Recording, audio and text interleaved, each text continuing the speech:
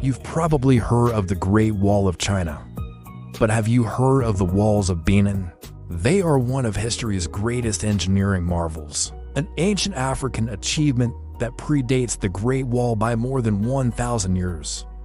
But despite being even larger, the walls of Benin are almost completely unknown outside West Africa, and the story of their destruction in 1897 is a devastating example of how colonial powers erased African history. In this episode, we explore the rise and fall of the walls of Benin. We think of walls as static structures, permanent fixtures in the landscape, but the walls of Benin were actually built over a long period of time, expanded and modified by later generations. They evolved alongside the Benin Kingdom, reflecting changes in its size, power, and wealth. What we call the walls of Benin today are actually a series of earthworks constructed using a method called ditch and bank.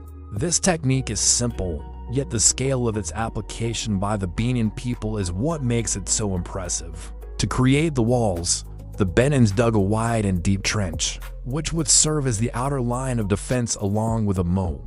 Then they piled the excavated soil behind it to make an embankment, which would act as a rampart for the defenders. You can still see examples of this construction today, such as at Elmina Castle in Ghana, where Portuguese slave traders used the same method to build defensive walls. But while European fortifications might be made of stone or brick, the Benin people worked with earth, using the same materials that the land itself provided.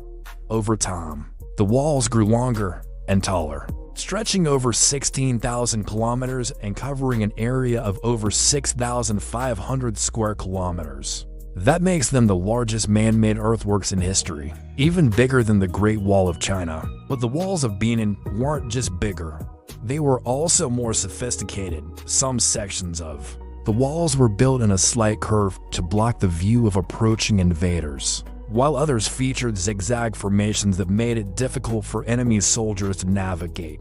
These defensive measures demonstrate the advanced engineering and military knowledge of the Benin people, who lived in a complex society with a standing army, skilled artisans, and an organized government.